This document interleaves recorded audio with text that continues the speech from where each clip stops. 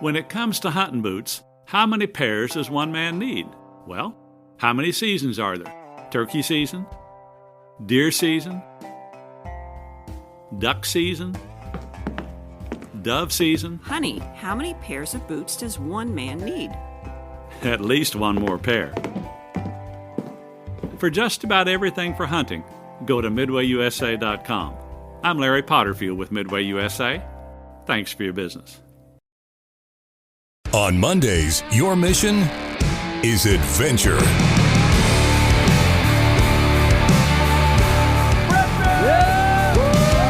Join us for an action-packed start to the week with Mission Adventure Mondays. Go exploring in uncharted waters and take a ride to destinations unknown and unreal. Check out Mission Adventure Mondays, presented by Boat Trader on Waypoint TV. Hey everyone, thanks for listening to the Western Hunting Hub podcast. In this episode, I have Nick from LandTrust. This is that company you've been seeing ads for, and just a few things circling around. People kind of wondering what it is, what it's about. See some angry faces, emojis, even likes and things. But here we talk about what it is, what it's about, and some of their philosophies, and as well as just gain some permission on private land. So it's a great episode with Nick. LandTrust's mission is to exist to enable the enjoyment, profitability, and sustainability of America's undeveloped lands. And Nick's a great guy, great to chat with, and they gave a coupon code. So if you are interested in checking out LandTrust and want to book a hunt somewhere for a pretty affordable price, use promo code WHH15. That stands for Western Hunting Hub 15. WHH15, and I would assume that's 15% off. So that's a pretty good deal. I just might go look at that myself and see what I could look for down the road. So check that out while it's new. I bet you as things gain popularity, it's going to be a little more difficult to book some of those primo pieces of property. So great episode. Give it a listen, and thanks as always for listening.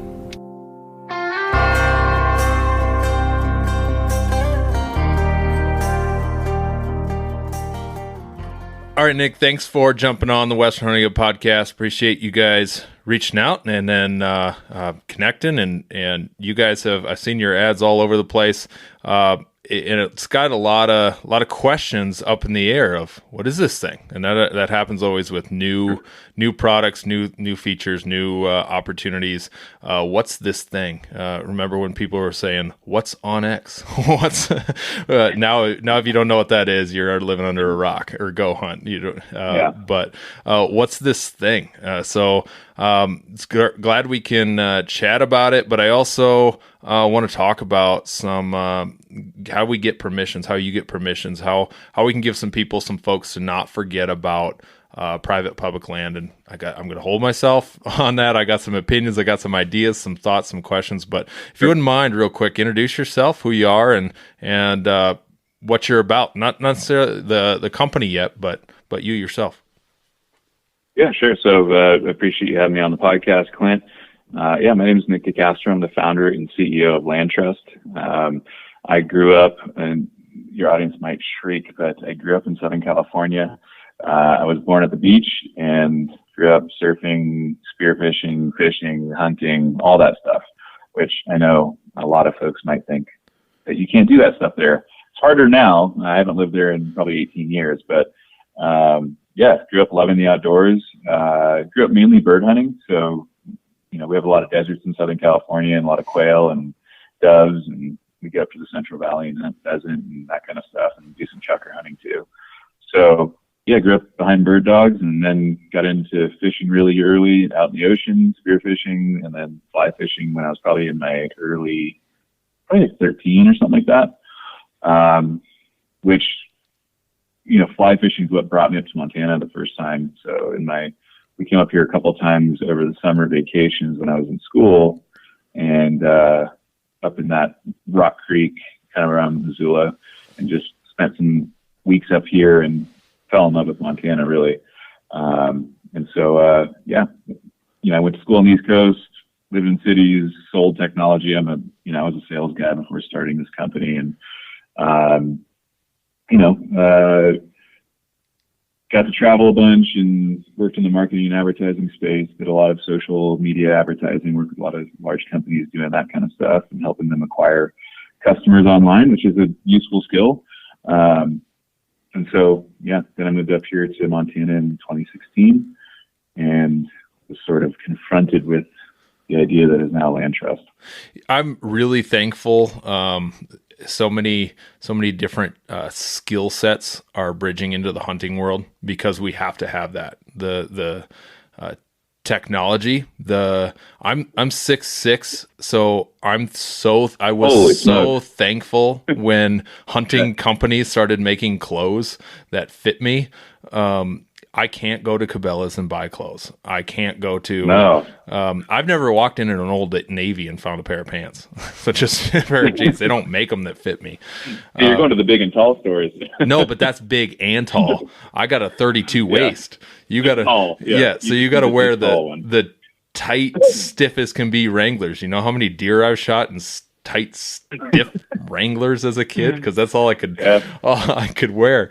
But I'm so thankful for, just joking, but the technology, the advancement, the hunting community needed it, and I don't know where we'd be without some of these other tech things that advance our ability to spend more time in the field, to create more opportunity. Like any of this digital mapping, any of this, and what you guys have, which is a different thing. But I'm excited to talk about that. Like you to kind of give us a little brief and just on your style of hunting, because if you've been seeing LandTrust advertisements, it's private land, and you have the hashtag Why Hunt Private. What's your style? What are you looking forward to this fall or spring? And Sure. Let's talk about your hunting. Yeah. So like I said, I grew up bird hunting a lot. Predominantly chasing California quail, which is an incredible game bird. Did a lot of chucker hunting too, which is like the doll sheep hunting of bird hunting. You're usually like on the side of a canyon, or it's steep and rocky and craggy. So love doing all that stuff. Here in Montana now, I started big game hunting in Colorado when I lived there before moving here. I attempt to archery hunt. I still have never killed anything with my bow. So I like every kind of hunting and fishing I've ever tried. I'm less tribal when it comes to, in the hunting community, we can be very tribal, and it's like, bow versus gun, or, no crossbow, whatever. I don't know. Every style of hunting I've done, I've enjoyed, and same thing with fishing. There's a time and place, I think, for all of it. I really like, hunting deer and elk. I like to hunt with a rifle. I like to hunt with a bow. I need to get better at that because I've been unsuccessful to date. Yeah. But that just it takes time, man. I mean, all your listeners know that. At this stage, like I have three daughters under the age of 4, and I had this company. Oh my gosh. Yeah. I got to hunt, 4 days this season. So,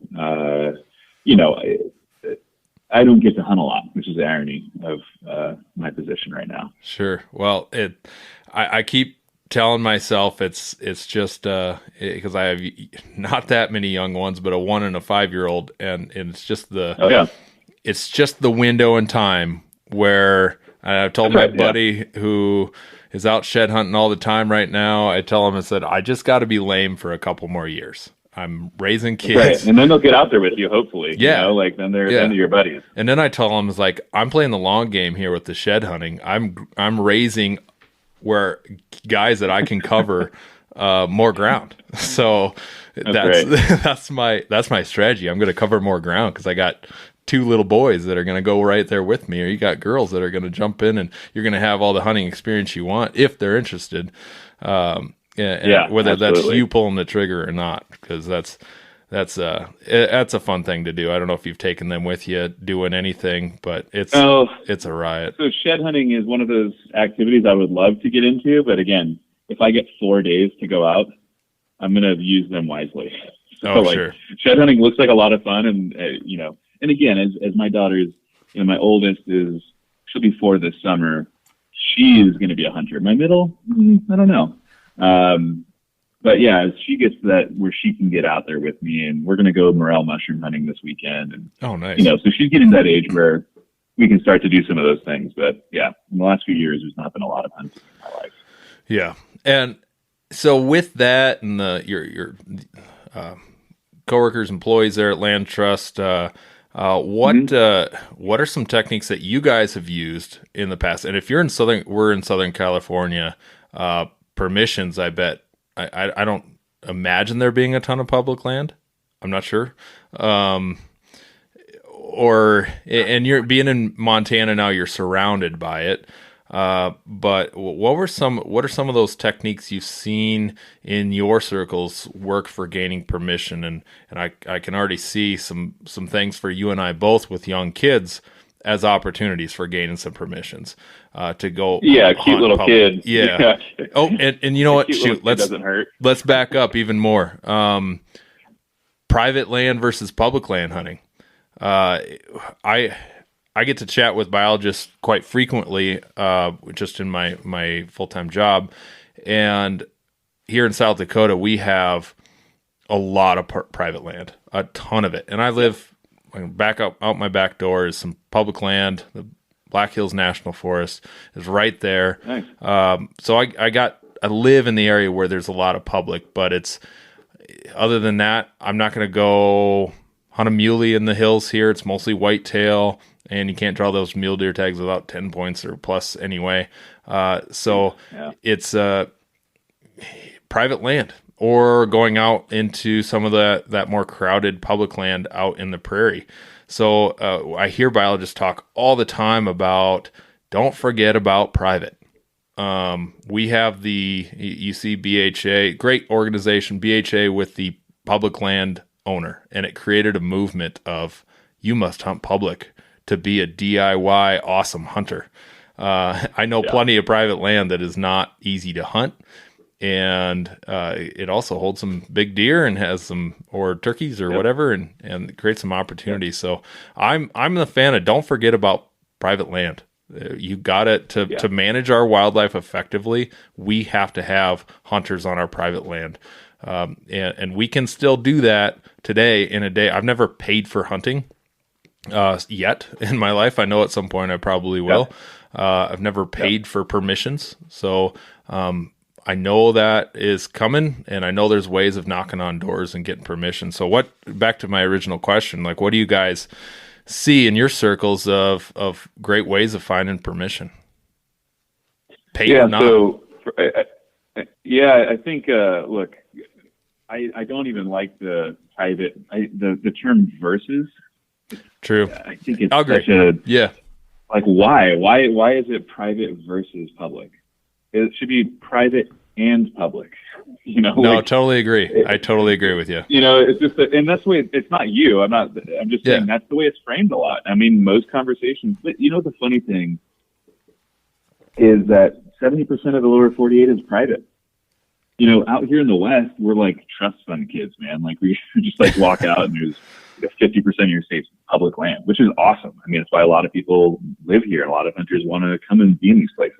Yep. So I want to be very clear that LandTrust and myself personally, we love public land. Public land is an amazing thing. I grew up hunting public land, and that was before it was public land. And for people who are not watching, I'm saying it in quotes where it's this hashtag and social media and this.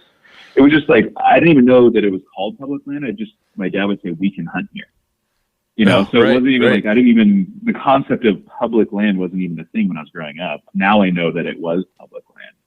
So, I grew up hunting public land, not because it was some badge of honor, but it's we didn't own land. And, we would knock on doors too. And having a cute little kid ask for permission to hunt, probably pretty good. I'll have a cute little daughter that, probably send her up to the door. A lot better than a 6'3", dude with a goatee and a gun or something. Right. Don't say you're from Southern California. No. I've lived out of California longer than I ever lived there, so I think I've crossed the threshold. Right. But anyways, yeah, so I just want to make sure that that's super clear. Like, it shouldn't be private versus public. It's private and public. And we also have to acknowledge that probably 8 out of 10 hunters in the United States, licensed hunters, live in states with like less than 20% public lands.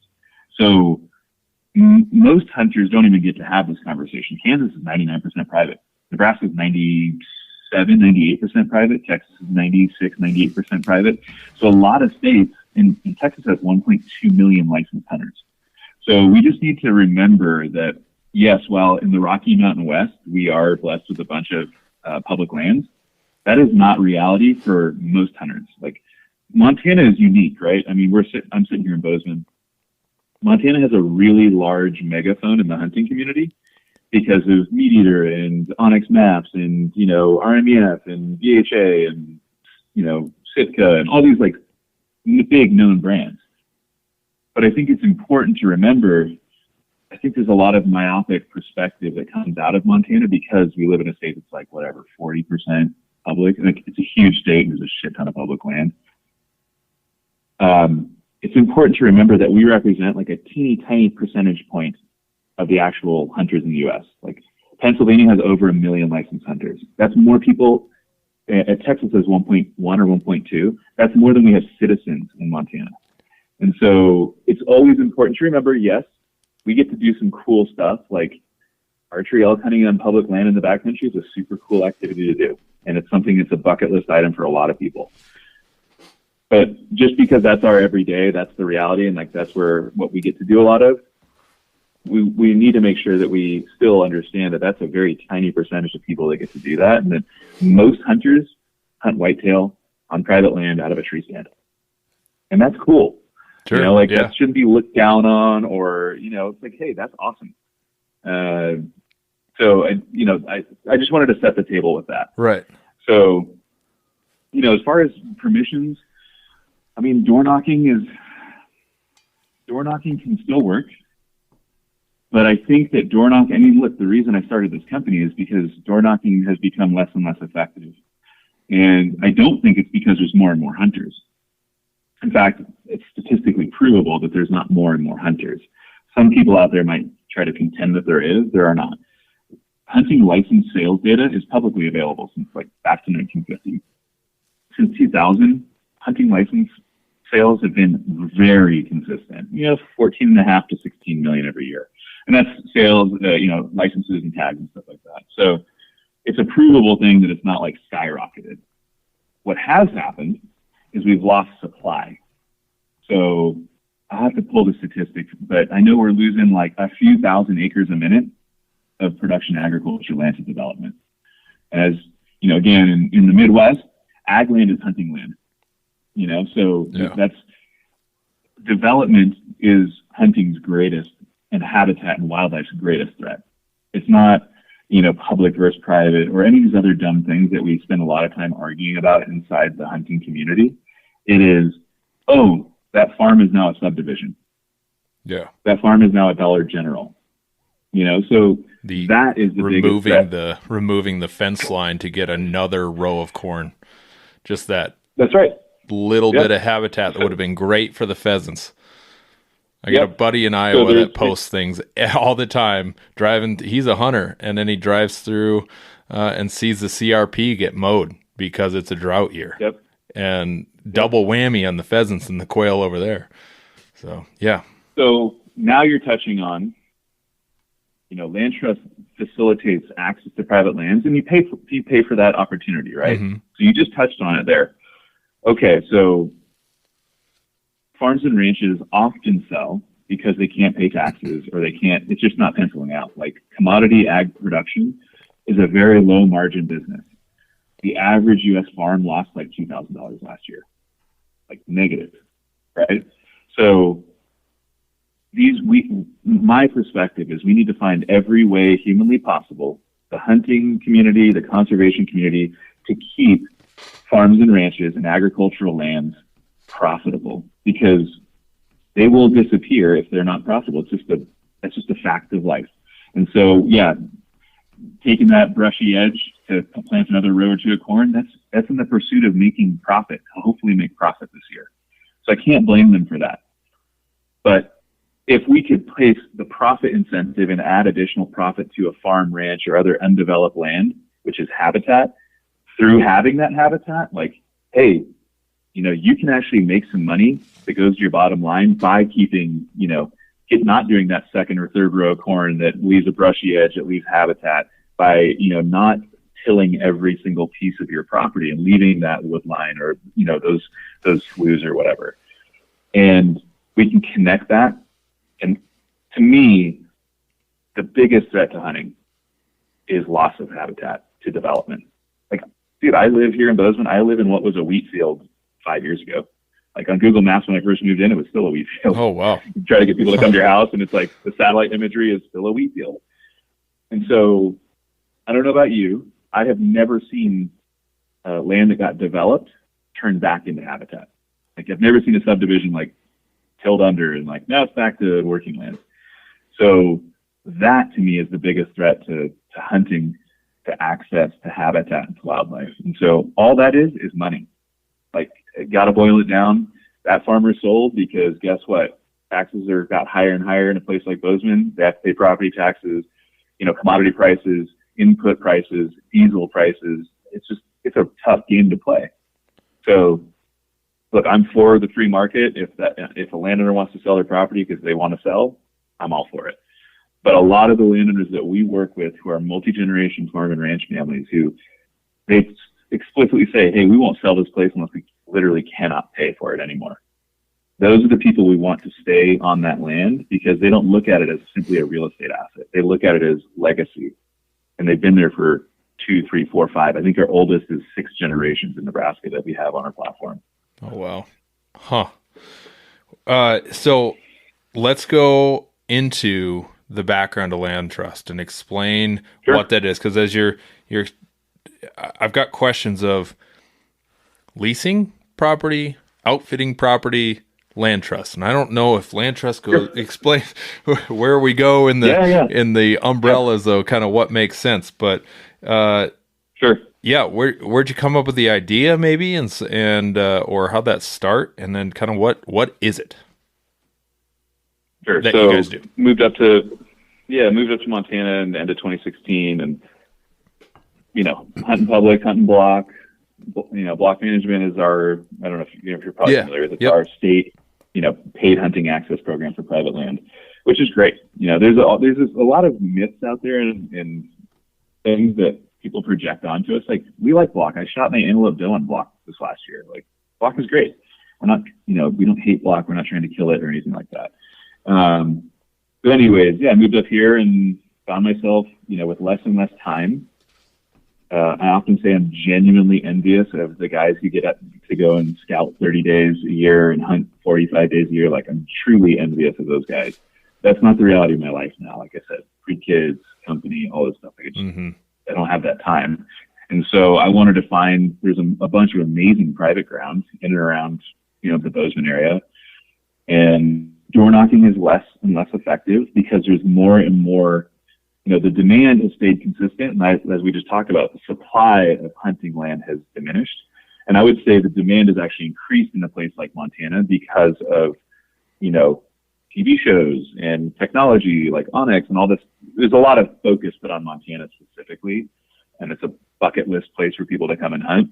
So we have seen in Montana a lot more demand for, hunting access, basically. So I think, Onyx did a film on this a year or two ago where they talked to a rancher in the north end of the Bridgers here outside of town. He's like, dude, I'll get 85 calls a weekend in season. Like, what am I supposed to do with that? Yeah. Who do I say yes to? Who do I say no to? Like, I still got a job and a family. Like, my phone rings off the hook. And that probably wasn't that way 15, 20 years ago. Right. I would bet it wasn't. Right. So this is the reality. And so, door knocking is less effective because these ranchers and farmers are put in this impossible position of like, I guess I say yes to you and I say no to them for what? I don't know. And so that's really what the impetus for founding the company was. Hey, I was early on the Airbnb platform in New York City, which is a home sharing platform. I'm sure you guys are all familiar with Airbnb, VRBO, et cetera. And I saw the power of the sharing economy and marketplace models. And so to me, it was like, hey, this seems like an obvious marketplace issue. and maybe we can go and start getting access to more places. Yes, you pay for it, to a lot more private land and open that up. And by the way, that was me looking at it from the hunter's perspective. But as we've got 4 years into this company, I've started to realize that, like, these lands are so important. Basically, the conversation we just had of they've got to be profitable, they will be sold, they will be developed. And then no one hunts that land ever again. The habitat is gone forever. Species, get pushed out of that. So that's what basically drove me to start the business. And the way you talk about kind of like leasing, outfitters, et cetera. So how we like to kind of position it to hunters is, hey, if you're looking for new opportunities on private land, LandTrust makes it easy to connect directly with landowners and book hunts. And unlike expensive annual leases, which like I can't afford a lease, or guided hunts or door knocking, LandTrust makes it really easy to access private land to hunt. So we have a lot of people who use LandTrust in the same state. So, Montana, for example, a lot of Montanans use LandTrust to go and hunt new properties in Montana, but we also facilitate a lot of hunters hunting in new states. I think I listened to your private land podcast you did a while back, and yeah, going to a new state, door knocking isn't really a reality for, like, if you wanted to go hunt in Missouri. Yeah. Right? You live in South Dakota.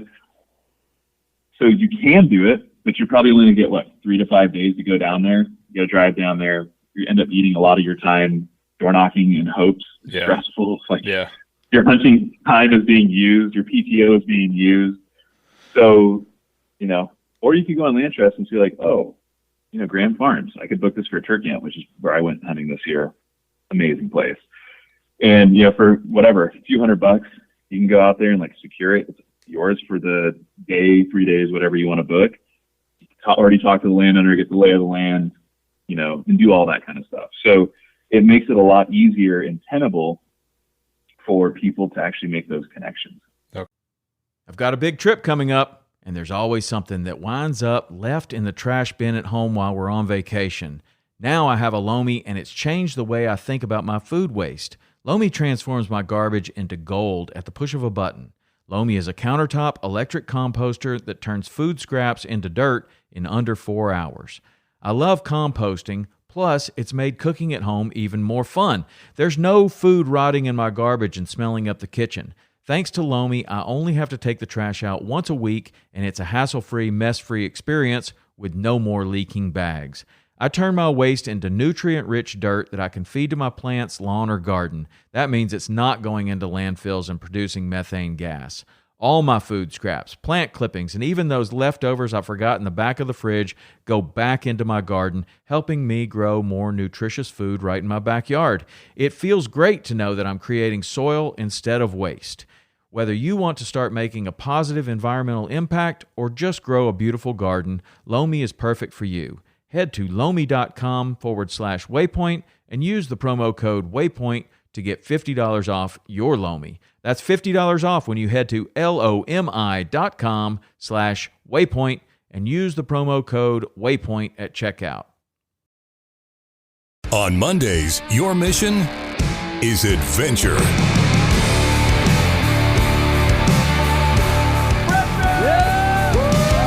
Join us for an action-packed start to the week with Mission Adventure Mondays. Go exploring in uncharted waters and take a ride to destinations unknown and unreal.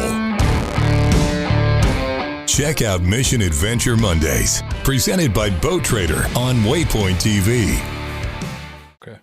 Well, you listened to one episode that I didn't think was one of my better ones. But it's a topic I'm interested in. Yo, good. I gotcha. So when I started seeing your ads and I see you got John Dudley working for you, or not working for you, but not working for you, doing promotional videos on LandTrust, which is pretty cool to see a person of his stature in the community endorsing this. You see angry faces on the emojis, and it's kind of confused me because every Western hunter has one major complaint in common: crowding on public land. Yeah. Crowding. Yep. We're crowding. It's an orange army during the rifle seasons. It's I go hike 10 miles, not me. I go hike 10 miles back and there's still people. There's 20 other dudes there. Yeah. And people are, I'm glad South Dakota's a little old school yet. You can still hike way back in there and there's not people because we got our road hunters, but it'll get there.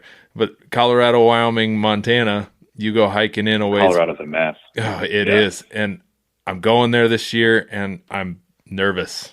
Godspeed. I'm nervous. Godspeed. They keep losing over-the-counter units, and I'm nervous. But well, I know the area, so it should work. Yeah. But crowding's is a issue, and yes, I'm glad you brought up hunter numbers and things, because that's a whole nother conversation I've had recently, and I don't want to rehash that at this point. But it seems like, just bottom line, this is more access, and maybe a solution to help with some of that crowding. And if you were to go online and Google turkey hunting outfitters, I guess that's a horrible example because I'm not a turkey hunter. I don't really know the cost of that. Let's go with just. I killed my first turkey in Missouri with Dudley, actually. Oh wow, that's awesome! Super fun. But we could tell, but I'm a deer hunter, and if I wanted to go on a deer hunt and I'm going to book something with an outfitter, what am I, 4, 5, 6, 7,000, 10,000, depending on what they kind of guarantee-ish. That's expensive. I kind of go and look and see, perused on your guys' website with like a turkey hunt. I think I saw one for $400 in Nebraska, something like that. Yeah, and that's probably for a couple days. Yeah, that's for a few days. Yeah. And I don't want a guide. I don't want to walk around with anybody. Agree, I've had those bad experiences deep sea fishing with guides. They're just doing stuff for you. I want to go struggle. I want to go have the all of that. But back to my original question: what's the issue? What are the comments and why are they?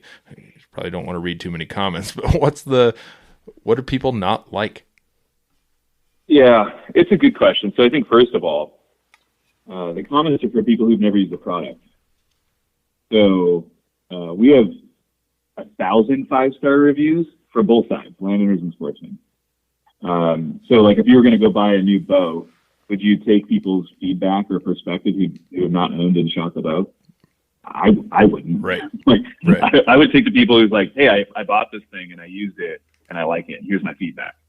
So, I would say start with that. Like these are people who have actually never used the product or service and have no perspective other than I heard somebody say this about this company and now I don't like it. And so I think there's just a lot of misunderstanding there. Is it the idea though? Look, is it more the idea? Yeah, I think which is funny. It's like, I can't take credit for the idea of paying for hunting access on private land. Certainly. No. People have been paying trespass fees, doing annual leases or multi-year leases, and purchasing land for hunting and other outdoor rec for a long time. Paying for horses to come in and on public land, paying for a dog tracker. Absolutely. Same thing. Absolutely. So yeah, and there's I think there's a bit of that. And then there's also this idea that a landowner who, starts listing on LandTrust, like they somehow lost access to that land, which by definition, they're gaining access to that land. In most cases, I would say in all cases, the people who are upset have never spoken or would have ever met the landowner who listed on LandTrust and would have never had access. But now they do. Mm-hmm. Yes, you pay them for the permission to go there, just like a trespass fee, and it's just access. You're not paying for wildlife. That's another one of the things like, oh, this is not fitting in the North American model. No, that's actually not true. You still have to be a legally licensed hunter, hunting in legal season dates. It's not like you book something on LandTrust and now you get to go kill 5 elk out of season. Right. No, you have to draw your tag. You have to hunt during season. Like, it's still being regulated and mandated by state fish and wildlife departments. And you're not paying for outcome. You are paying for access to a place to do an activity. And I think we often say this. You mentioned outfitters. And by the way, we're very neutral with outfitters. There's good ones and there's terrible ones, and they're a service provider, and they serve a purpose for sure. Because there are people who do want to go and have that higher level of service. And just like Airbnb didn't kill high-end hotels, like LandTrust won't kill outfitters. Like, there's always going to be clientele who want you to pack them in and to do camp and to cook and to guide and do all that stuff. And that's great. But that's a good analogy. There's room for both, right? And just like on Airbnb, where you could book a $20 a night hostel or a $2,000 a night, castle, LandTrust has everything from, $15 a day to go shoot gophers to, big expensive elk hunts, so it's a marketplace. But I think there's a lot of misunderstanding there. And I would just say that, it comes from people who have not actually used us and actually seen the opportunity. And we absolutely are in huge net gain in access. And back to your point on crowding, hunting is a zero-sum game. I grew up surfing. Surfing a break by yourself is a very different experience than surfing it with 50 other dudes. And same thing with hunting. Hunting, 50 acres, 100 acres, 200 acres by yourself is a very different experience than hunting with 20 other dudes or gals. And so more private land hunting is better for the public land hunter for two reasons. One, every day that someone is hunting private, whether it be through us or gaining permission or whatever other vehicle they got out there, that is a day that hunter is not on public by definition. So it's one less person on your public spot. Two, and this has been backed up by science, more private hunting pushes animals around to public.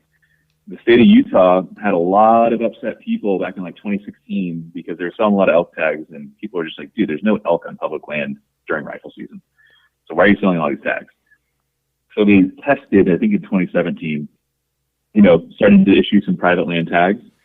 And lo and behold, if you put pressure on elk on private land, they will move. So it went from 24% of the herd being on public during the middle of rifle season to 45%, so almost double. And that's just common sense, right? Hey, you put pressure on animals, they will move. Mm-hmm. Yeah, that's fascinating to kind of compare that crowding solution to wildlife management to access. Yep. It's just a nice little group of things all working together there. I was just perusing. That's why I can't talk and look at the same time, because I was just looking at a ranch as I'm listening. Looking at a ranch, just seeing at the options, and man, get a prairie dog landowner in South Dakota for sure. we got some in southeastern Ekalaka and stuff. So we got some stuff coming close to you over there. I see. I saw it in that Ekalaka area. There seemed to be a few little flag things, drop points, whatever, waypoints. The Hunter peruses a website, finds something they like. They want to go on a deer hunt. Walk me through the process of what that is, and how do they? I work with a lot of new hunters and women hunters, and if they walking up to someone they don't know and going to hunt, or even ask for permission, or going to hunt on their property or hunt with somebody, is a very intimidating thing for them. Oh yeah. So in public is the most intimidating thing. I get that too. I get that too. So I'm really curious. I've got 1,000 questions on this of what you do to vet landowners. How do you know they just don't want a nice check and it's grazed down flat prairie with with one antelope on it? And what's a hunter's process to go through? So maybe just start with the hunter's process to go through this step. What are they? Yes. Well, let me start with landowners, because I think it's a good question. So, the majority of, we have about 1.25 million acres on the platform today across 30 something states. We're heavily concentrated in like Montana, Nebraska, Kansas. We're getting into Missouri, North Dakota. We're up in a bunch of new states, but our landowners are predominantly owner-operator, meaning they live and work on the land, farm and ranchers. So these people are growing food for commodity production. This is not like a hobby farm or a hobby ranch. And they're usually 2, 3, 4, 5 generations on that land. So we go out often, in the states that we're focused on, we have people who are on the ground. We call them landowner success managers. And when the landowner says, hey, I'm interested, they go out and visit with them. They go out and see the property, they take photos, they do all the GPS maps. So like we work with HuntWise and Onyx, and we'll build GPS maps and, here are the property boundaries, no-go zones, here's where you park, and here's where if it's tree stands or whatever, right? Just get you oriented to it. And they get to see the property themselves. So we have eyes on almost all of our properties in those states. And, as opposed to an outfitter, and again, we're not against outfitters, but as opposed to an outfitter whose business is running people through a property, this is not a landowner's business. Their primary business is growing food, growing cattle, growing corn, like commodity ag production. They also live there. So, in that case, they are not trying to run like 150 hunters through a property in a season. They want to provide good experiences. And they also have been there for many years. They understand what populations look like. We hear this year, like Nebraska and Kansas, holy smokes, a lot of drought. We had people making inquiries for turkey hunts, and landowners just saying, hey, look, we've had a drought. The turkey numbers are super down. We're not doing any hunts this year. So they're saying that kind of stuff, and they're managing already, like they understand because they've lived there for a long time, that, hey, we want to let stuff rest. It's just not a good year for it. So they're actively turning down potential income because they know that this is not the right time to hunt. Its populations are down and all that stuff. So just to give your audience an idea about the types of landowners we have, these are generally like honest, hardworking, handshake people, right? So on the hunter side, you go to LandTrust.com, you search by state you're interested in or species you're interested in, and then you see a bunch of different, listings and packages there. So it could be like a 3-day mule deer hunt in eastern Montana with lodging. So it's offered by a family out there. You can come out to their ranch, and it's your ranch. I want to make it clear, like when you book something with LandTrust, you are the only group out there for that time. So it's not good to know. It's yours. Yep. Yeah. So it's about exclusive access for the duration of your booking. I mean, shoot, we have some ranches we had a 45,000 acre ranch. Like you could book it and just have it to yourself for a day or a week or whatever. And then it's DIY. So it's essentially a trespass fee. You're getting permission to go out and hunt that, species of animal and stay in that lodging if it has lodging. And so you find some packages that you like. You can message with the landowners. So this is like digital door knocking. And so you can message the landowners. We have a bunch of information on, we have the game management units, photos, acreage. We have a map that shows you roughly where it is. Reviews of people who've gone there and hunted and stayed there before. And then, you can message the landowners, ask them any questions you might have, because obviously you have questions. And then if it all works out, you make a booking request with a credit card and the landowner accepts it. We send you over the digital maps after the booking has been accepted. We obviously want to protect people's privacy. So after that landowner says yes, we send over Onyx and HuntWise maps of the property, arrival instructions, all that stuff, and you can connect with the landowner and you show up and go have a good time. How does, I'm sure this has come up, but how do we keep those properties, or the landowner keep those properties from getting over hunted? Because he says, $400, $500 a day. Let's get someone in here every day of the season how do you maintain quality or not? Yeah, it's a good question. Well, no. So look, the profit incentive keeps things aligned. Mm-hmm. So the recreation as an asset or a new line item for these operations, these cattle and farm operations. Yeah, you could theoretically just go and hunt everything out in 1 year and make some money. But guess what? Then you don't have that revenue stream for the next year and the next year and the next year. And so that goes back to me talking about, one, the fact that these folks live here and on these places and they have for generations. They've seen the ebbs and flows of healthy habitat and wildlife and all this stuff. And we constantly see landowners saying, hey, we're not taking any hunters right now because mule deer population is down, or we've had drought and there's not as many turkeys, or whatever it might be. So it's in their best interest and our best interest as a business partner with them, that they maintain high quality experiences. And if you have a landowner who doesn't maybe understand that, there's ratings. So you'll go on, if you saw on LandTrust, there's ratings. So after every booking, the landowner gets to rate the guest and the guest gets to rate the landowner and the experience. Right. So you'll start to see those ratings show up real fast, and then they're not going to get bookings. Yeah. So this is why marketplaces are really good at transparency and trust and accountability. Got it. I guess you answered that question about what the hunter gets, but they get the digital map, they get directions. Do they ever meet the landowner? Is that a common thing? Yeah, absolutely. Yeah, most of our landowners, again, because they live there, and it's not universal. Like, we do have landowners who are absentee, but most of our landowners actually live and work on those properties. So most of our landowners, absolutely, they'll get to meet them. But it's up to the landowner how they want to do it. We have some landowners that are busy and they're just like, hey, we use LandTrust, we're comfortable with it, and go have fun. But most of our landowners will go and meet with the folks, and they will obviously talk to them on the phone and help answer any questions they might have. How are new properties advertised then? Because I was just looking at it's almost like I don't even want to say.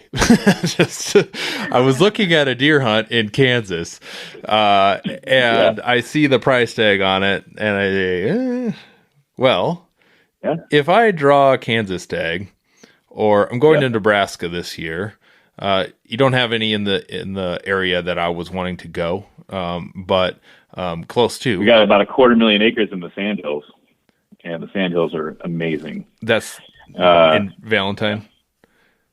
Yeah, right. Yeah, we have some. I think I was looking at that one too. If your guests haven't been, to the Sandhills of Nebraska, what a cool ecosystem. Oh, I know. I've been wanting to hunt that area for so long.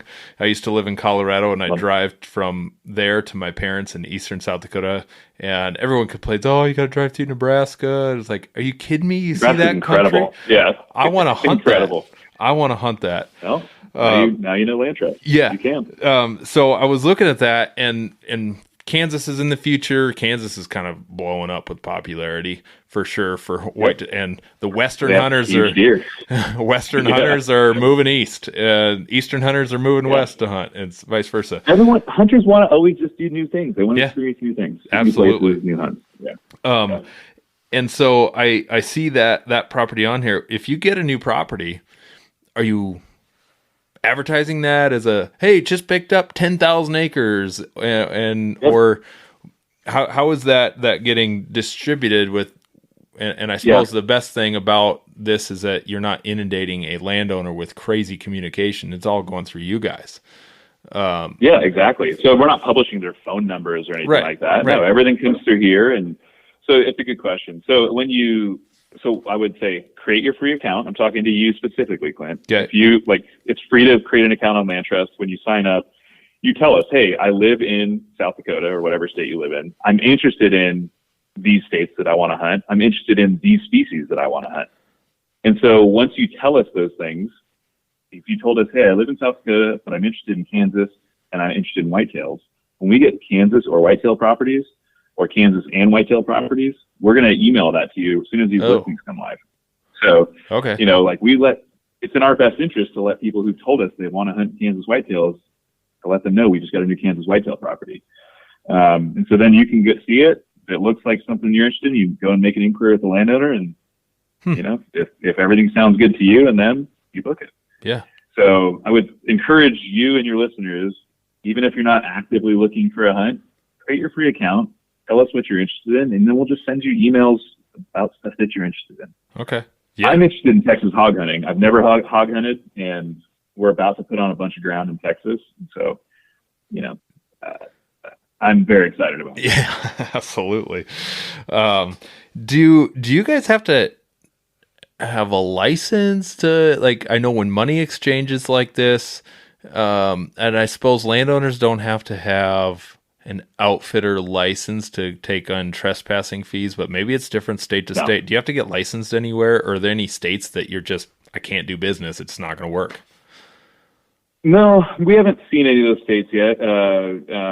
And no, again, this is facilitating access to private land. And again, we're not just doing hunting. I mean, people are booking foraging for morels. People are about to do the RV stuff. So it's just access for private land to do outdoor activities. So not a hunting company per se. Hunting is the core activity we focused on to date. We love it. Everyone here, hunts. So no, we're not outfitting. It's just, we're facilitating a marketplace for land access. So, and our landowners, they're not guides. They're not outfitters. Hey, look, over a cup of coffee in the morning and say, hey, we usually see, right. They like to be over there, and they like to be over there. We see them over here sometimes. They're gonna be like a lay of the land, but they're not guiding you or anything like that. And that's occasionally. So, and then everything. I mean, look, we use all the modern technology. So Stripe, if you're familiar with Stripe, they're a $50 billion payments company. So when you go to book something, it's all on a credit card. You pay 100% up front. We hold it in escrow until the trip happens to make sure that everyone's being honest and everything happens. At the end of the trip, we direct deposit it to the landowner's account. And then you guys rate each other in the experience. Huh. And I think on that point, we're very clear with the type of people that that really enjoy using LandTrust. It's about experiences and not outcomes. Clint, if you're like, dude, I wanted to hunt Kansas and kill a 200-inch, whitetail or mule deer, and I'm not going to be happy unless I do, don't use LandTrust. Like, hire an outfitter. Right. Like, go down there, get an outfitter, get a guide. Like, that's it. And I'm not saying anything negative. I want to kill a big deer too. So if that's what your goal is, then you should hire a guide or outfitter, because that's very outcome oriented. We are for people who want to go to new places with some friends or family or by themselves and have some new experiences and create lasting memories around hunting. And like, again, I was down there with Dudley in Missouri on a beautiful farm. Yeah, I killed my first bird. It was super fun. But we got to fish during the day. We barbecued at night. The landowner came out and brought us steaks that he's growing there on the property. Like, honestly, that's like the type of experience that is awesome. If I didn't kill a bird, whatever. There was a lot of birds there. So I just want to be very clear that if you're not going to be a happy customer unless you kill that big animal, we're not for you. Like, do we have properties that you could kill a 200-inch deer on? Absolutely. But it's about, I need you to be experience oriented rather than just like outcome or I'm unhappy. Yeah. Yeah. I did see on there about they provide lodging, or do a lot of them just like park your camper here, pitch a tent here? Yep. Is that a majority of them or just some? So, it's a good question. So LandTrust is about land sharing. So the land and the resources of the land are the most important thing. So some of our properties don't have lodging right now. And then a lot of them do have lodging, and lodging could be anything from you can pitch a tent here, you could bring your camper trailer here, to we've got a bunkhouse, we've got a full-on, house and beautiful lodging for you. So a lot of our properties do have lodging, and a lot of them will say, yes, you can come, pitch a tent or camp or RV here. Do you ever encourage the hunters or the, let's just say recreators, because it's bird watchers as well? Yeah. I saw that. RVers, whatever, yeah. Do you encourage them to leave some sort of thank you, or like, because normally you go on someone's property and there's always a handshake at the end and maybe a case of beer later on and you drive through by, or a thank you card with a gift card or something like that. Is that something that typically you've seen hunters do or hear from landowners, or what's the ethics on that one? For sure. And I would like to say that, when we're starting to, we've been bad at this in the past. We're starting to get good at it now. I mean, you read the reviews that landowners give their guests. I mean, 99% 5-star reviews since the beginning of the company, which if you looked at the historical hunter-landowner relationship, it probably wasn't 99% 5 stars. No. So we've done a good job at facilitating the connection of really respectful sportsmen with landowners. And we're starting to publish a lot more reviews that the landowners give, and they always are touting how respectful and courteous and, kind and communicative the guests are, the hunters. And so honestly, the review, that's the place where we see a lot of that thank you. Like the handwritten card is now kind of a review. And guess what? That positive review helps that landowner, continue this, this business for them. And so, and of course, personal connections are made. We just saw yesterday a guy booked an incredible turkey hunting property in Nebraska. Like, the game cameras are insane. He booked this year for the season, had a great time, just booked next year for his family, and they know each other. And so, we absolutely see these connections facilitated, and, I'm sure there are people that stop by because a lot of locals use it for local spots too. Yeah. And so we see, people booking the same place over and over again, and the landowners know them. And yeah, I'm sure there are those traditional courtesies and stuff, but it's not something that we encourage. Hey, you paid for the access, and the landowner, that's their price, so they're appreciative of that. And you use the review process to really, say thank you and all that stuff. Oh. Okay, so my question is, hard to get tags. So in the Sandhills, Nebraska, you can't just buy a tag this year. I don't believe so. Oh yeah, you can for muleys. But is that really? Like in that Northwest Nebraska, over the counter mule deer tags for rifle. No, there's a quota. Right. Okay. Okay. But you can just buy them until they sell out. Okay, I haven't hunted Nebraska yet, so bad example, but take one area where you can't draw a tag necessarily. Maybe it takes 1, 2, or maybe it takes 10 years.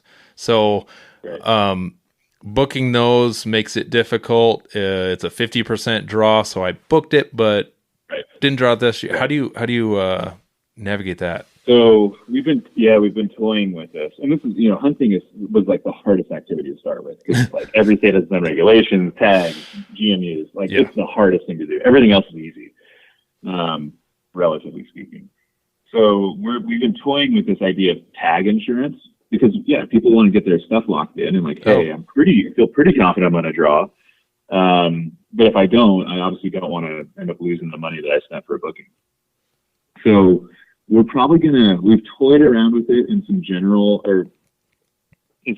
units in Montana, for non-res.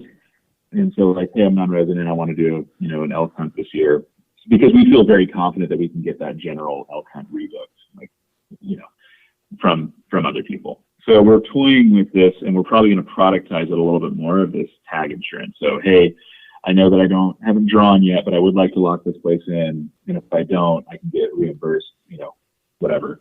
And you add, it's like trip insurance on buying a flight to Europe or something. Yep. So we're probably going to productize that in the near future to help with that, alleviate some of that anxiety. Yeah. I wonder, just dumb idea, great idea, not at all. Maybe I wonder if partnering with a Hunting Fool or something like that to be able to utilize those resources to help people know if they're going to even be able to draw something. Because I talked. Yeah, we try. If you go into Lorenzo at Go Hunt's a great guy. We're going to do stuff with them. They're just very busy this year. But on a lot of our listings, we'll tell you hey, this is the GMU. This is in. So if you look at a Montana mule deer hunt, you'll see the GMU, which is nice, just so you know that. Yeah. We have links to the actual state stuff. And then we also do pull some of the stuff out of that page in HuntWise, or not HuntWise, Go Hunt. Mm-hmm. And we'll say hey, if you're non-res, you have this much chance. Oh, wow. Okay.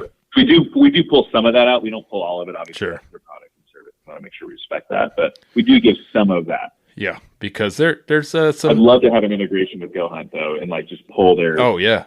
App into our page, Yeah, for sure. Because there's plenty of plenty of real smart hunters, and there's plenty of dummies that don't have a clue what they're applying for. Oh, we got people who like go to make a booking request for like an elk hunt in the summer, and you're like, like can't hunt elk in the summer, you know. So yeah, I mean, and that it's in our best interest as the landowner's business partner to make sure we streamline all of that stuff, because we don't want people making inquiries for a super hard to draw tag who have no points, and it's just like it's a wasted interaction.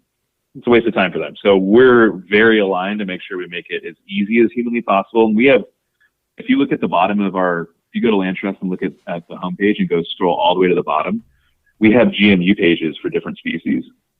Oh, okay. And so now you can kind of sort by the game management unit that you're looking for. And if we have properties there, you'll see them. Okay. Yeah, I'll dig around on that.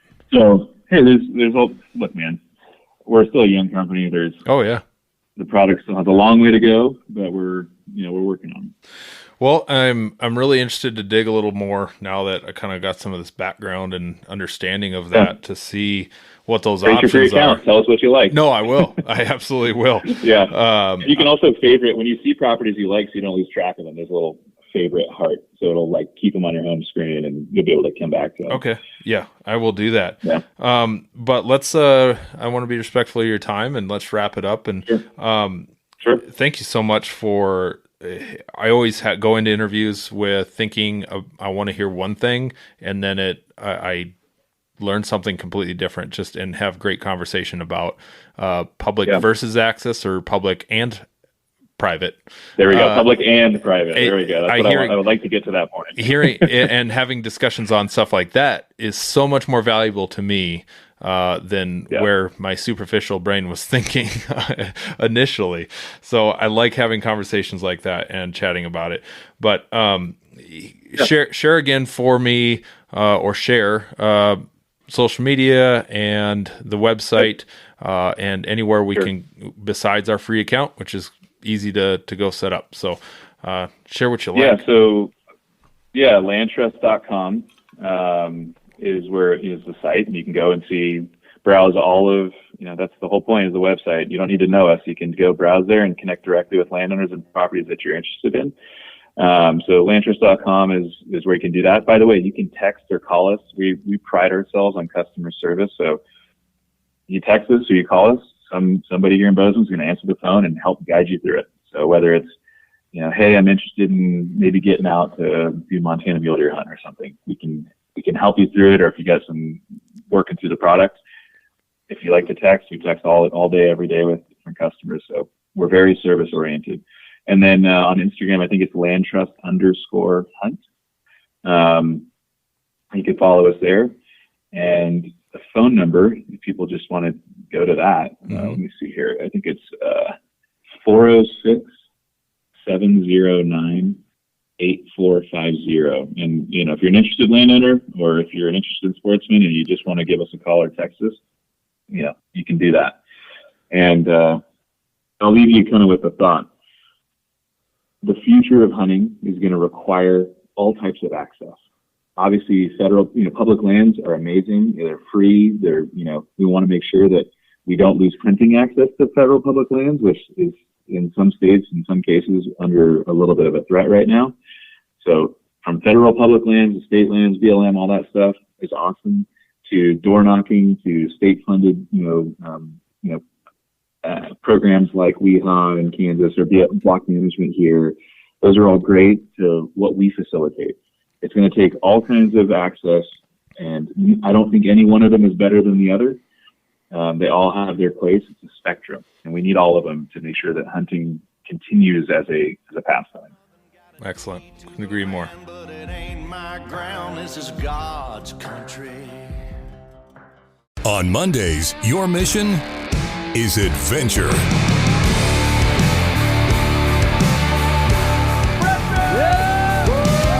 Join us for an action-packed start to the week with Mission Adventure Mondays. Go exploring in uncharted waters and take a ride to destinations unknown and unreal. Check out Mission Adventure Mondays, presented by Boat Trader on Waypoint TV.